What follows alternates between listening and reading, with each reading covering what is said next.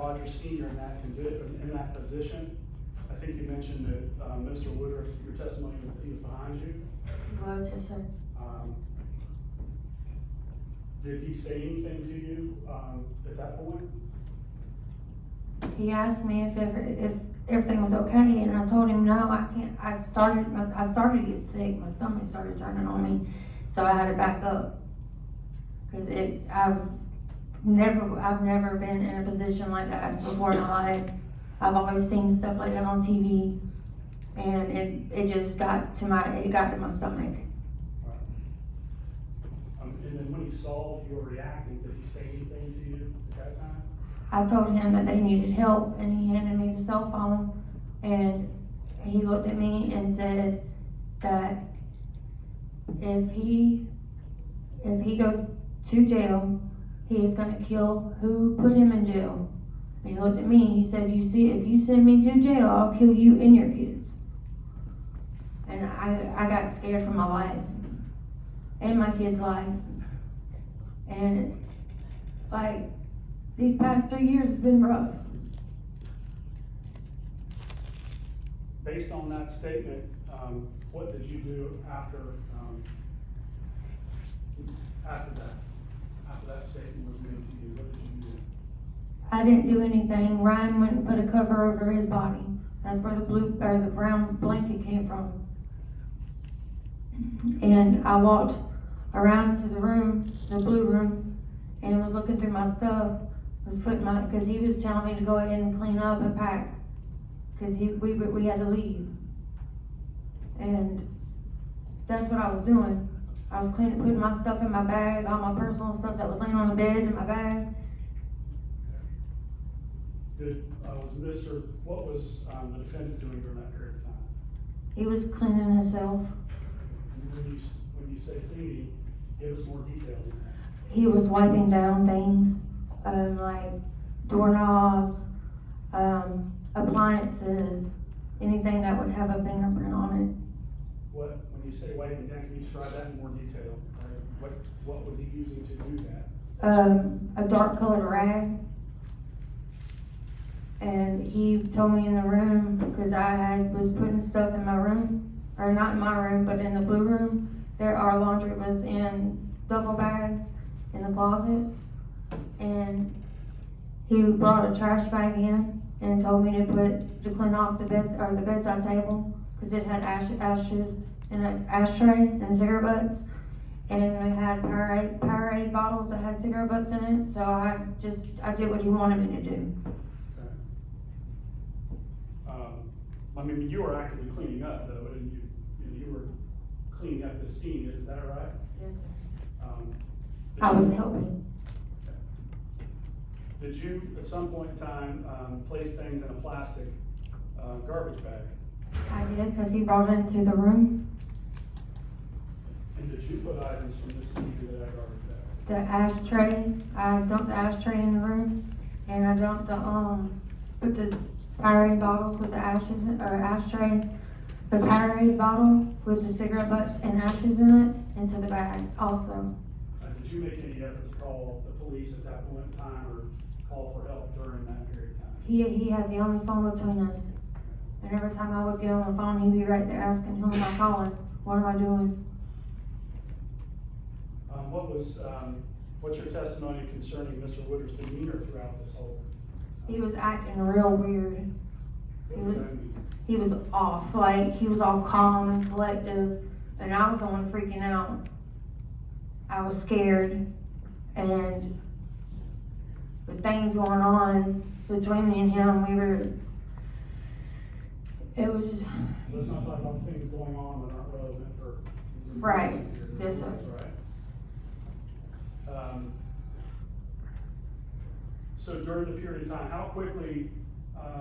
how long do you think you were in that scene at 118 Grand Lane when your testimony is you realize that Mr. Woodruff isn't with us anymore? About how much longer do you think you were inside this house? Probably about 30 to 45 minutes. Whenever I realized that Mr. Woodruff wasn't with us anymore, I went to check on Miss Deborah, because whenever we were leaving, it sounded like she was snoring. So I went to go check on her and opened the door, and he ran over there and said, no, she's sleeping. And I just got a glance of her, and she was in a wheelchair, hunched over. And that's the only glance I got of her because he pulled the door shut. Did you go in the room at that point? I did not. Let's talk about this. You see a hammer and a crowbar in that house? Yes, sir. Tell us about the first time you saw a hammer and a crowbar. Well, it was when we were pushing her in her wheelchair to go in her room the prior night, the prior evening. The hammer and wood and crowbar was on top of a bird cage. And where was the bird cage? Right there near her bedroom door. And I had knocked the hammer off, and I was wearing sandals, so I just grabbed that and the crowbar that was on top of it and put it over there by the window where the cardboard box is. All right. Did you see Ryan Woodruff with a hammer or crowbar any time that night or the next day? The next day. Tell us about that. Because something told me to go look for it, and I noticed that the crowbar was missing, and I asked him where it was. He went into the blue room and pulled it out from behind a mirror. And that would have been, is that when you, on the 21st, when you got back from Delbert's? Yes, sir. Was there any conversation around the importance of this crowbar in your testimony today with Mr. Woodruff having? Tell us about that in more detail. Can you repeat the question, please? Yeah, that's a bad question. Tell this jury what the circumstances surrounding Ryan Woodruff. Did he touch that crowbar? Yes, sir. Did he at some point in time he hand it to you? He tried to. Did you handle the crowbar? I handled it for not even a few seconds, and it was wet. And so I went over there and washed my hands and told him to go put it back. Okay. Why did you wash your hands? Because it was wet, and it was like watery rust, but it was dark colored, so I figured it was something that had to do with blood. Did you ever see anybody wipe any of these items down, or did you wipe any of these items down? No, sir, I did not. Or do you know whether or not the defendant wiped any items down? I mean, you testified earlier that there was wiping and cleaning going on. What specifically do you know? Like I said earlier, there was the doorknobs was wiped down. The mirror in the blue room where we did meth was wiped down. The table where the ashtray and all that was wiped down. And he had the crowbar in his hand, so, and after I said something about the crowbar, he took it and put it up. I don't know where he had put it by then. At some point in time, did you finish on your testimony cleaning up? What did you do after you collected all these items? We had left the house. Okay. And how did you leave the house? Through the front door. Okay. And where did you go? And we stopped at Casey Cagle's house to drop off our laundry because it was too hot to carry all that. You say with laundry, can you describe what it is your laundry? What My is it? personal items in a duffel bag of clothes of mine and his. And do you recall, time frame wise, what we're talking about here? I think you said earlier, 12:31 or something on the 21st, going forward from there, I think so sure just testified to. Do you recall a time frame when you would have taken those items to Casey Cagle's house? I would say probably about 1. It was early in the afternoon because we had just got back from Uncle Delbert, spent 45 minutes in the house packing everything up, cleaning everything down, and we took off. And I told him to message Casey and let her know that we're putting our stuff right here on the outside of her house up underneath the chair. So you never saw Casey Cagle, you just went to her house. That's what your testimony is? Yes, sir.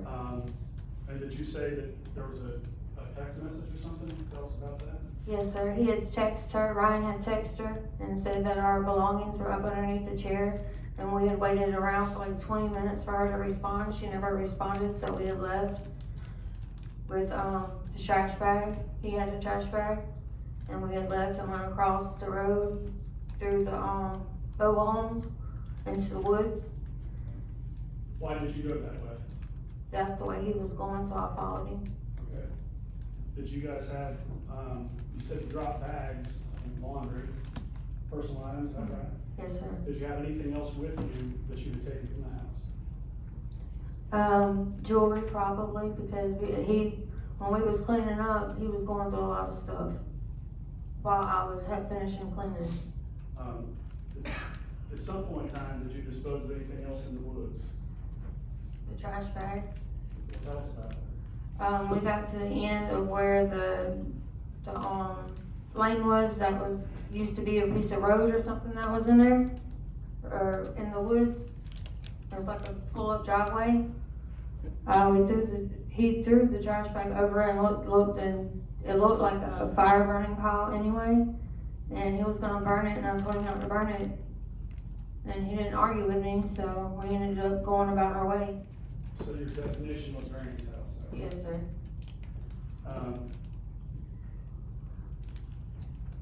While we're talking about this, we'll jump ahead a little bit. At some point in time in your interviews with law enforcement, did you tell this story about the bag in the woods to law enforcement?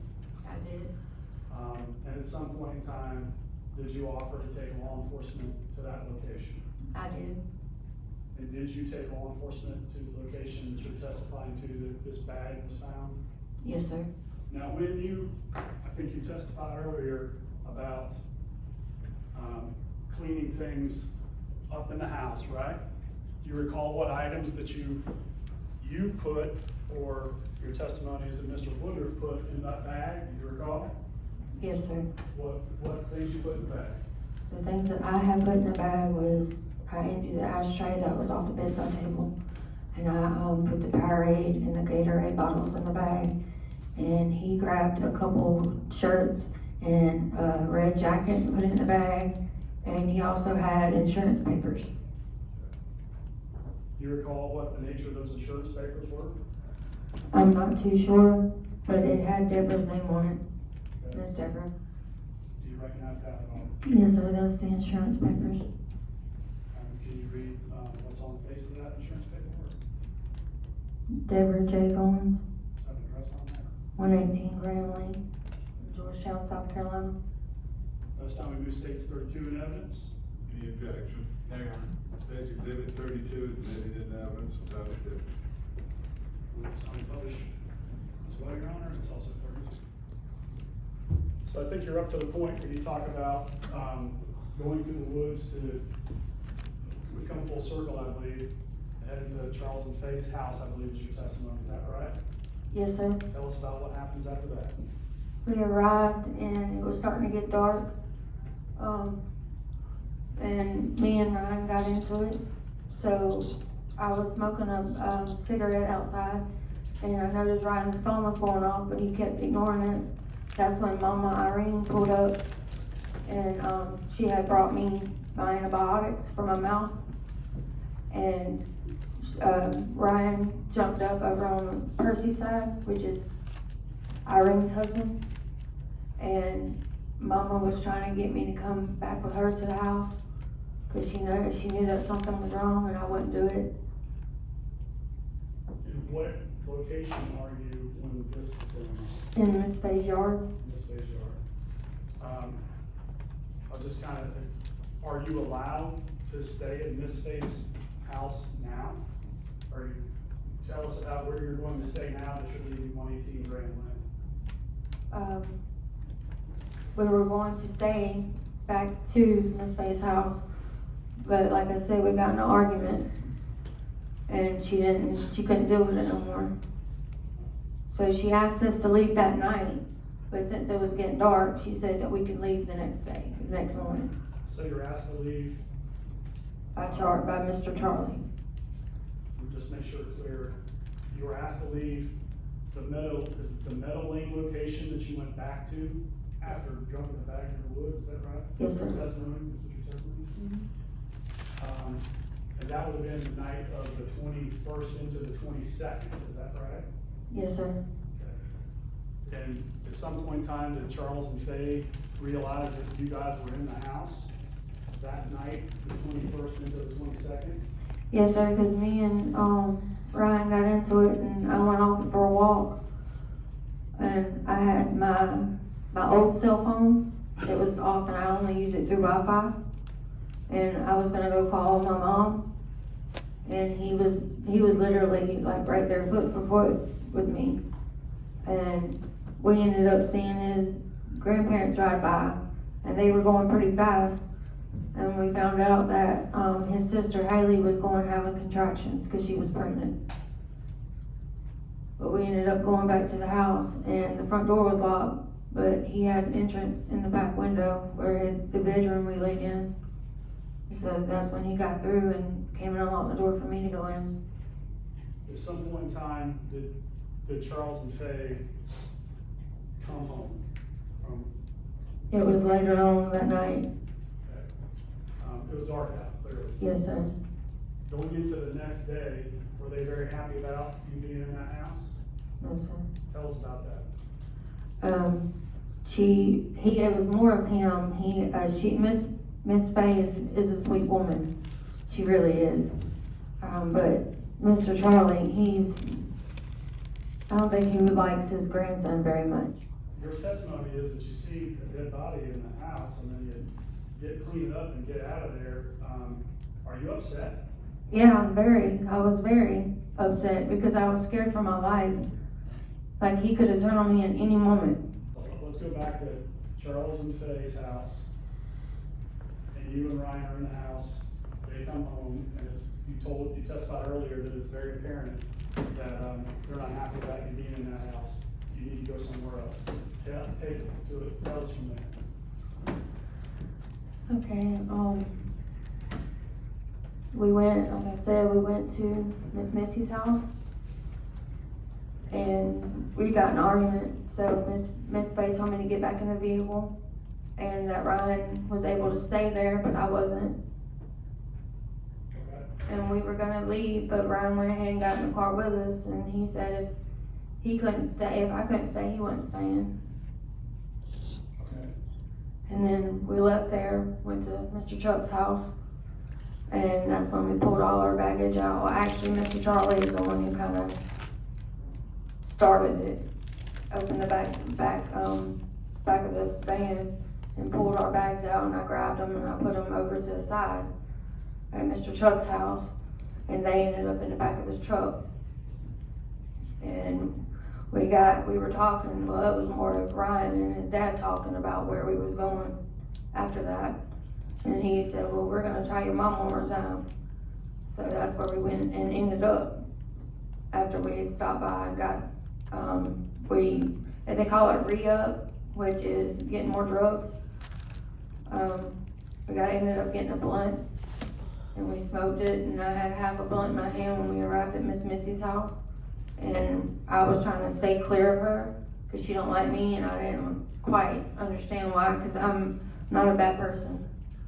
And Ryan looked at me and told me that I should go talk to his mom. And I was like, she don't like me, why are you sending me over there? And he said, well, go talk to her, she'll like you, I promise, we can work something out. So I ended up getting a cigarette and went over to the car, and she was cleaning her car, and she had some foam glass spray. And I went to go reach to hand her the blunt, and I was trying to make conversation with her about the glass cleaner. And when I moved my head, that's whenever I fell on the ground bleeding out of my head. Okay. Fell to the ground, bleeding out of your head. I had bleeding out of my ears. How did that happen, or what happened? Were you hit with something? It was a trailer ball on the road. Your Honor, just wanted to raise my prior objection of 404B and 403. All right, overruled, I'll allow it. How many people were there that you know of prior to you being hit? It was me, Mr. Chuck, and Missy, and Ryan. So 4 people? Yes, sir. Who could you see in front of you before you beat hit? I can see Mr. Chuck to my side, and in front of me was Miss Melissa whenever I turned my head, because she was still wiping the window off. Okay. And could you see Ryan, just prior to being hit, Mr. Woodruff? No, sir. Tell us what happened, when you were hit. I fell on the ground, and I think I had a seizure. Only thing I know is there was blood everywhere. And, Chuck was asking Ryan, what did you do? Yes, on that. Okay. Don't talk about what was said, just tell us about what you experienced. Okay, Mr. Chuck picked me up, put me in his truck, and took off to Georgetown Hospital because they had called 911 and it was gonna take 45 minutes for an ambulance to get to me. Okay. So we made it to the hospital in like 15 minutes. But he also had police on his behind from speeding. Okay, so Chuck Woodruff, you can see Mr. Woodruff, Chuck Woodruff, got you to the hospital for help, is that right? Yes, sir. Okay. And when you got to the hospital, what did they do with you?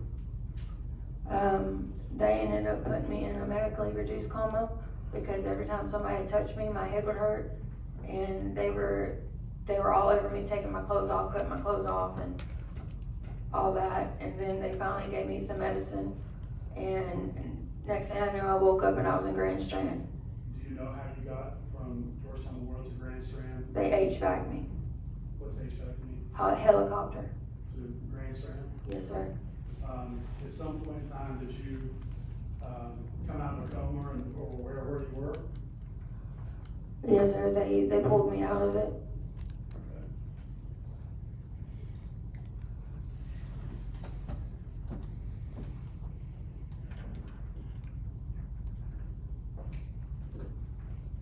So do you recall how long you were in the hospital? I'm not quite sure. More than one night? Yes, sir. Let me show you what the United States 33, do you recognize that? Yes, sir. What is that? Looks like me.